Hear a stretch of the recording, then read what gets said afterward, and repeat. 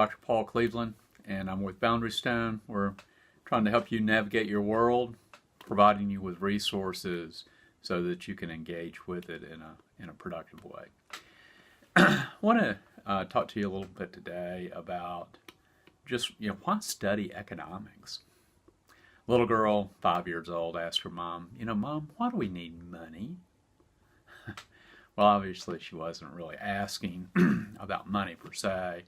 She was wondering why it took money to buy things. And she would have preferred not to have to do so.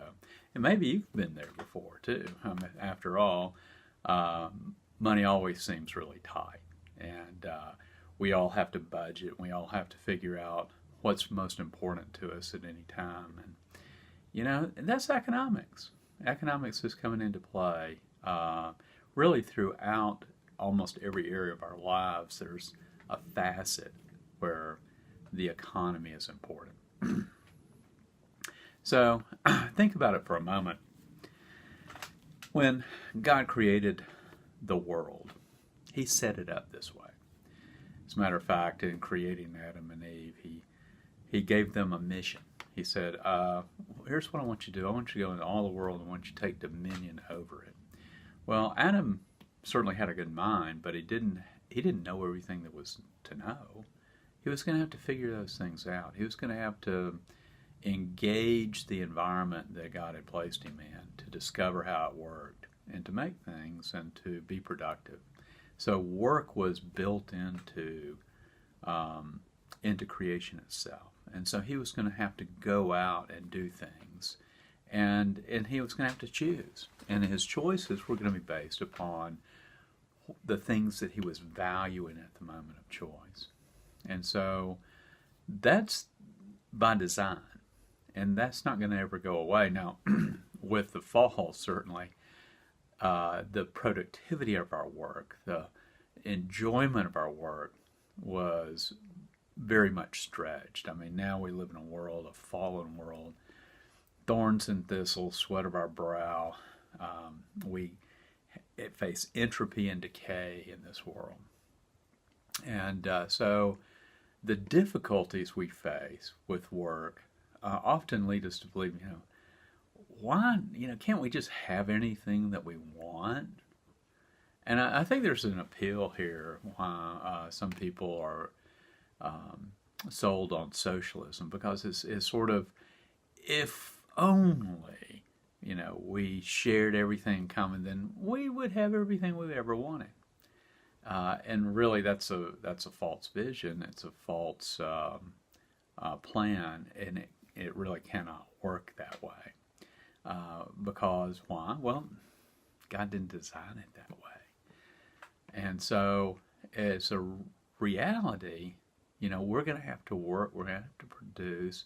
And really, trade is an important part of being able to achieve our end goals in this world. I mean, we're all gifted in different ways.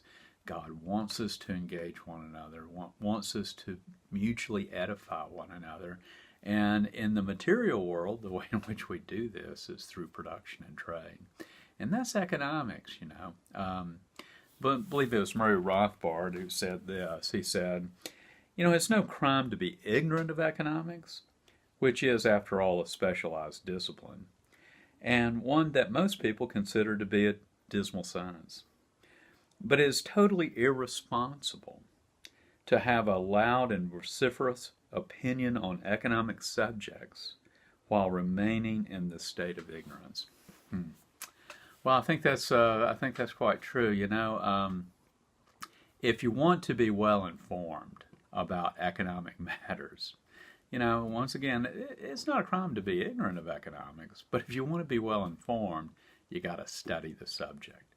And many people out there who are trying to sell you on the subject are going to sidetrack you away from understanding the fundamental principles. We're trying to provide those principles for you. We've just done a revision of our basic economics. We'll be coming out with it very shortly, the 4th edition. And what we've tried to do in that book is, I think we already had very good content. That's what most reviewers said. but we're trying to bring it down and make it really accessible to your level. So check out our new 4th edition of Basic Economics, and I think you'll discover, if you study with it, you'll understand a lot about economics, and you'll be able to carry that into many different facets in your life and engage your world. Well, I'm Dr. Paul Cleveland with Boundary Stone. Check out our website, boundarystone.org. I'll talk to you next time. Bye.